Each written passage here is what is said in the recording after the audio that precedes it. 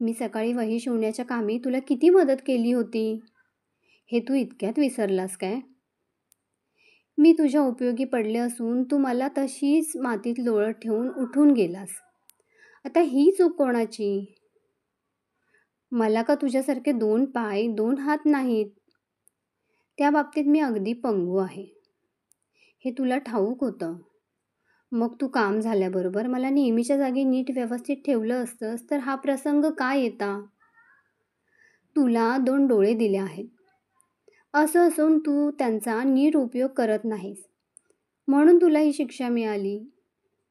मग माझ्यावर उगाच का रागवतोस?